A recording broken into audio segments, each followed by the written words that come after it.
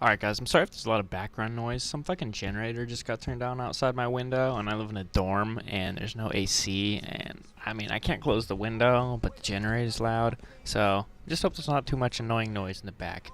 Anyway, let's get right into the story. I got class soon. I work during like 60 hours a week during the summer and then 20 hours a week during the school year, but all 20 of those school year hours come from working Saturday and Sunday. I start at 6 in the morning on both days. And so between Friday and Saturday, I don't get much sleep because, you got to go out and have a good time with your life, but you got to work.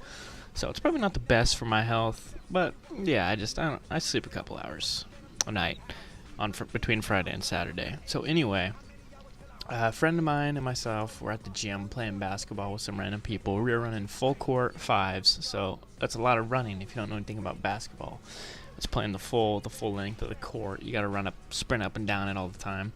And as we're leaving the gym, after a couple hours of playing basketball, I see a girl I know leaving the gym too, and she's like, "Oh, hey, I was just about to go for a run. You want to come with?" And I'm like, "Oh, thinking that it's only gonna be like 2 miles, 3 miles." I'm like, "Sure, I'll go with you."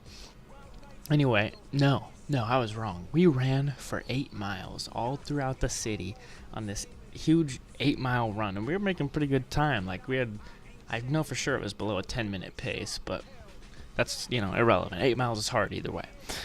And then after this run, I shower and get all ready for the night and stuff, and I had friends coming up from my hometown who I hadn't seen in forever, and we were gonna party. They brought a 30 rack and a half-gallon of alcohol, and so we found a party to go chill at. But this party was like a mile and a half away, so there's more walking. Walked like a mile and a half to get to this party.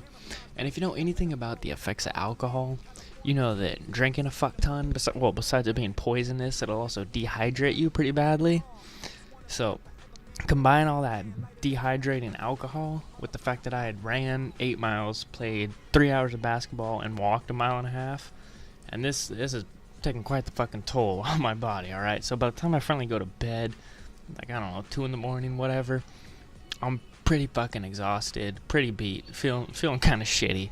And I ended up sleeping through my alarm clock because I was just too fucking exhausted.